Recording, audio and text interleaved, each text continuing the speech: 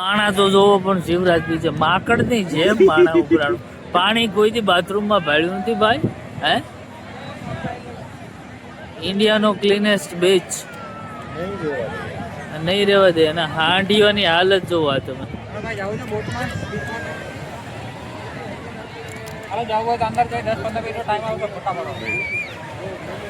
પીરા ઓ હાંડિયાથી અત્યારે જોયું ને.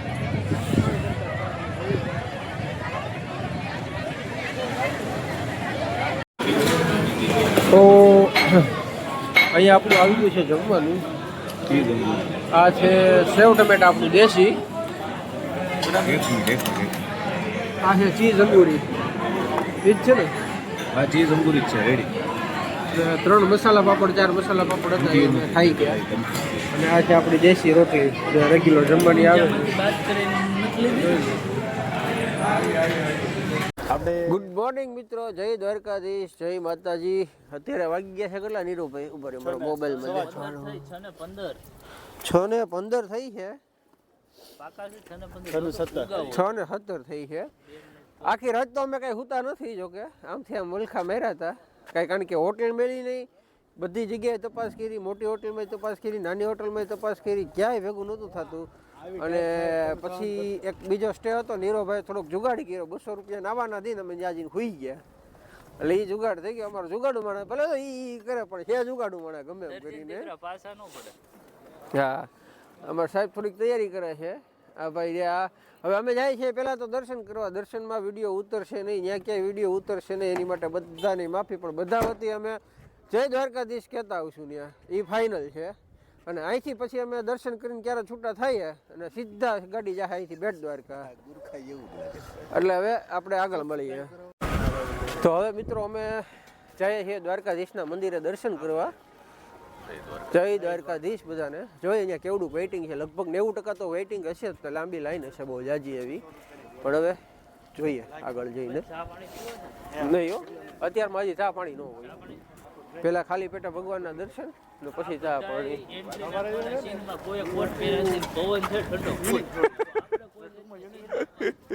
ખાલી ટોપો પહેરી લીધો છે, પ્રોફેશનલ ટોપો જેવો લાગે એવો.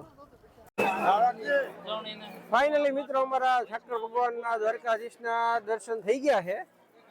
બધાને સરસ મજાના થઈ ગયા છે ને ભાઈ.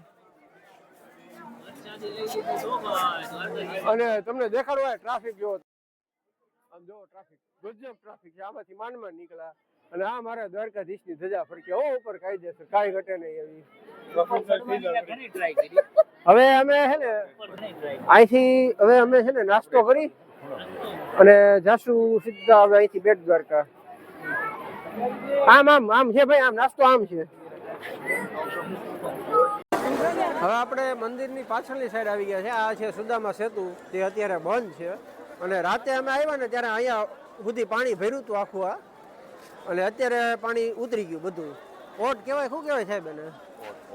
આમ જવું છે જોવા?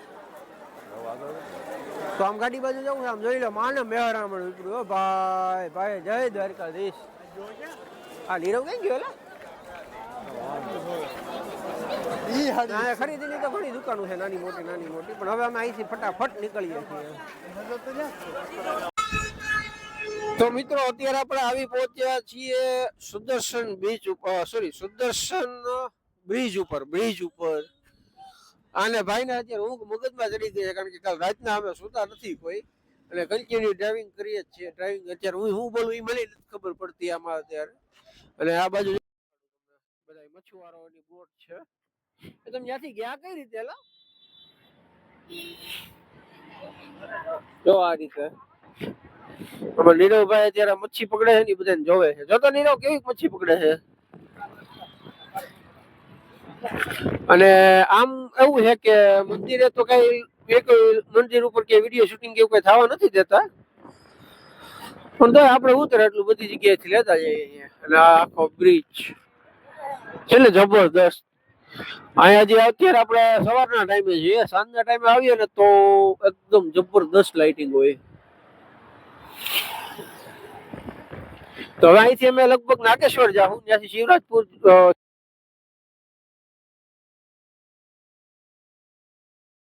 પરમિશન કરતો ઉતાર ઝૂમ કરીને પછી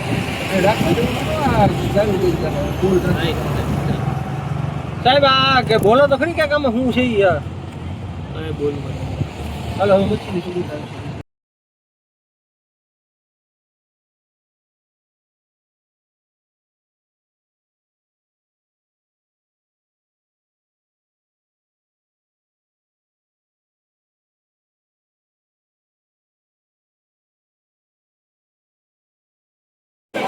તો મિત્રો આપણું ફાઇનલી નાગેશ્વર મહાદેવ જે 12 જ્યોતિર્લિંગમાંથી એક જ્યોતિર્લિંગ કહેવાય ને એ આવી ગયા છે. અમારા સાહેબ છે, આપણા હિરેન છે અને પેલો મૂર્તિઓ કઈ ગયો છોટું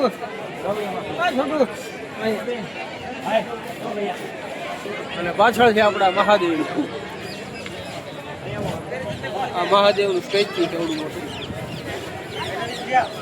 તો હવે અમે અત્યારે અહીંથી જઈએ, કાંઈ નક્કી નથી કઈ બાજુ જઈએ. એ બને એટલા જલ્દી નીકળવાનું કરીએ કારણ કે ટાઈમ થોડોક ઓછો છે અને વહેલા અમારે ભોગવાનું છે.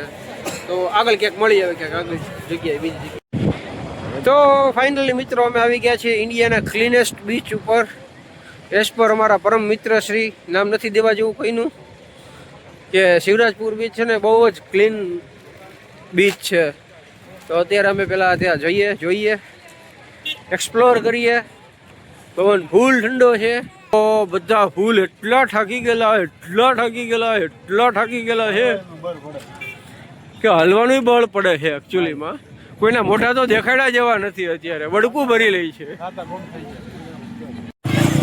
બીચ ખરેખર સારો એવો છે, અહીંયા આવવા જેવું છે એકવાર તો. બહુ મસ્ત છે, બહુ ફેમસ બીચ જે કહેવાય ને પ્રમાણે, એની કહેવત પ્રમાણે સારો છે. અને અહીંયા બધી એવી રીતે રાઇડ્સ છે અલગ અલગ કરવી હોય તો. હોંડિયા છે તમારા, એક હોંડિયો હાઈલો જાય. હા મેં પહેલો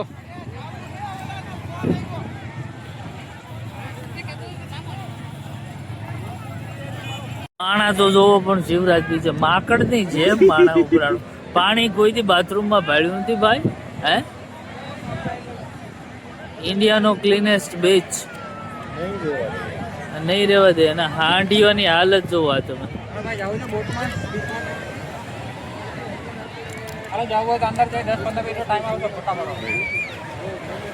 એરા ઓ હાંડિયાથી અત્યારે જોયું ને.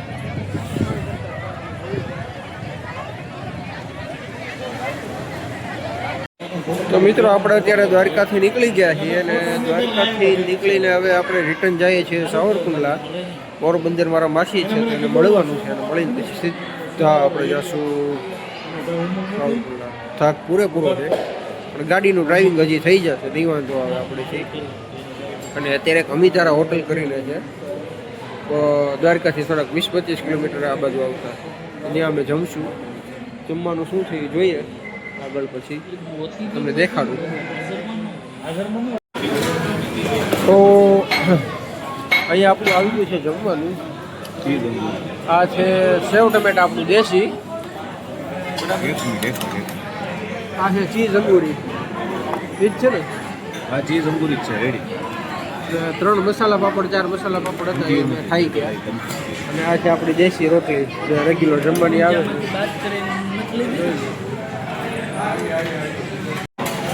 તો મિત્રો આ હતી આપણી દ્વારકાની ટ્રીપ. અત્યારે અમે જુનાગઢ છીએ બજરંગ ભજીયામાં. અહીંયા અમે મિક્સ ભજીયા ને એવું ખાશું, આનંદ કરશું. આગળ હવે અમે કાંઈ બીજું દેખાડવા જેવું દેખાતું નથી મને. હવે અમે જઈએ છીએ અહીંથી તમે હમણાં સાવરકુંડલા. અને અમારી ટ્રીપ સારી લાગી હોય તો ચેનલને લાઈક કરો, શેર કરો અને સબસ્ક્રાઈબ કરો. અમારે લાગી ગયા છે પૂરેપૂરા. એનું માનસિક સંતુલન હોઈ ગયું છે. એ આમ ત્યાં બધું જોયા રાખે છે કે શું કરે શું નથી, કંઈ બોલે છે નહીં. બરાબર. આ સંદીપભાઈ હોજી ગયા છે, લાલ દડા જેવા થઈ ગયા છે. હજી 100 કિલોમીટરનો રસ્તો કાપવાનો છે. તો ચેનલ લાઈક કરો, શેર કરો અને સબસ્ક્રાઈબ કરો. રેડી, હાલો નવો સબસ્ક્રાઈબર મળશે આ વિડીયો.